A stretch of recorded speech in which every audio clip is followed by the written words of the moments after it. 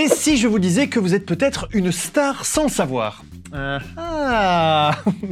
En tout cas, potentiellement une star en devenir. Et oui, puisque avant d'être des stars interplanétaires, toutes sont passées par la case anonymat, forcément. Avant d'être connues, elles n'étaient pas connues.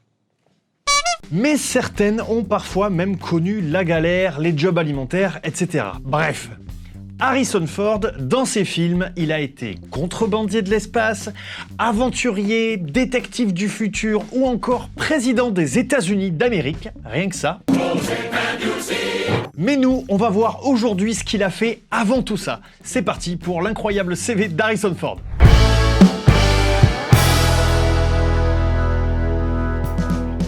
Enfance. Né le 13 juillet 1942 à Chicago dans une famille modeste, sa mère est actrice de radio avant de se consacrer à son foyer, tandis que son père est directeur publicitaire, faisant occasionnellement l'acteur de radio comme sa femme. Acteurs de radio, en gros, ce sont des comédiens qui prêtaient leur voix pour des émissions ou des feuilletons diffusés à la radio, avant l'explosion de la télé. À l'époque, la radio était super populaire pour des histoires racontées sous forme de radio-série ou feuilletons radiophoniques. Peut-être que vous avez déjà entendu l'expression. C'est un peu comme des podcasts ou des audiobooks aujourd'hui, mais avec beaucoup plus de jeux d'acteurs et souvent c'était en direct. It's also a shame I have so little time to tell you which one of your guests here murdered your uncle last week. Dès son plus jeune âge, le petit Harrison se passionne pour l'aviation et l'aventure. Tiens donc. Mais il ne montre pas d'intérêt particulier pour le métier d'acteur. En tout cas pour l'instant. Études. Harrison Ford commence sa scolarité à l'école élémentaire Grammy Stewart, puis est admis à la Maine East High School en 1956. Bon, c'est un élève moyen quoi, mais qui participe à plein de clubs dans l'établissement. Club de sciences sociales, club de modélisme ferroviaire, etc. Il intègre aussi la troupe de danse de l'école, ou encore l'équipe de gymnastique pour une brève période, et il effectue également ses premières prestations publiques en étant la voix de la radio du collège qui vient d'être créée. Lâchez ce micro, bougre de taré. Ah, mais lâchez-moi. Mais lâchez-moi, je suis le futur Indiana Jones, enfin. En 1960, il quitte le lycée, diplôme en main, et intègre, sous la pression de ses parents, le Ripon College dans le Wisconsin. Il étudie la littérature anglaise et la philosophie, mais il n'est pas très bon élève.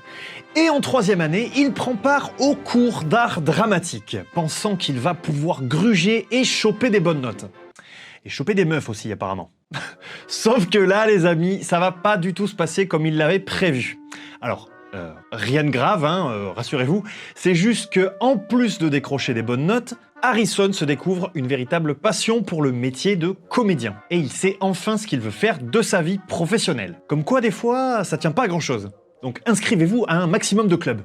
En 1964, à 3 jours de la remise des diplômes, il apprend qu'il ne sera pas diplômé à cause de ses absences répétées. Il décide alors de rentrer dans l'Illinois avec un sentiment d'humiliation mêlé de honte. Bon, la littérature, la philosophie, c'est pas fait pour lui, ok. Maintenant, on va se concentrer sur devenir comédien. Et même si ses parents sont pas super chauds pour qu'il devienne acteur, ils l'encouragent quand même dans cette voie. Mais sachant que ce n'est ni dans l'Illinois ni dans le Wisconsin qu'il pourra lancer sa carrière, il part pour Hollywood, California, avec Mary Marquardt, une comédienne qu'il a rencontrée durant ses années d'études et qu'il épousera plus tard en 1964. Vie active.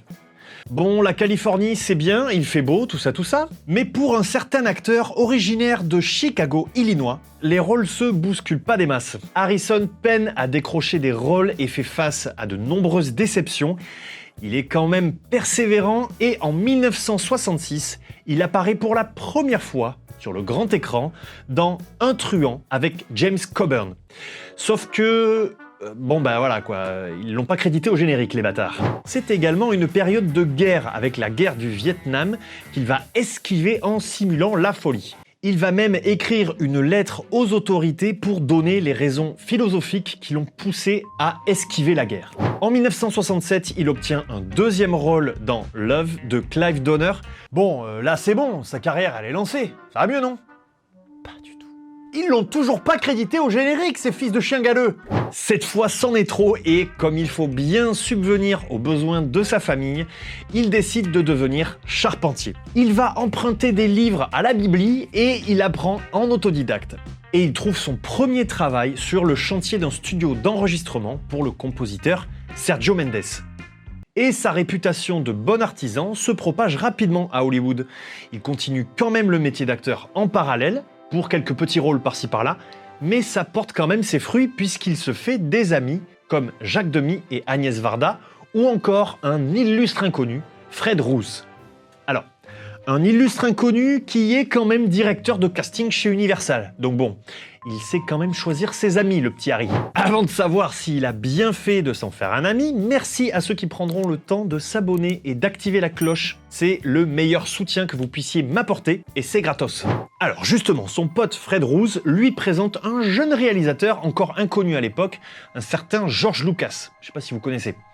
Peu de temps après, ce dernier fait appel au talent de charpentier d'Harrison Ford pour faire des travaux d'aménagement chez lui. Et là, vous vous doutez que ça commence à sentir bon la citronnelle pour Harrison. Et vous avez raison, puisqu'en 1972, George Lucas propose à Harrison Ford le rôle du féru de vitesse Bob Falfa dans son prochain film, American Graffiti.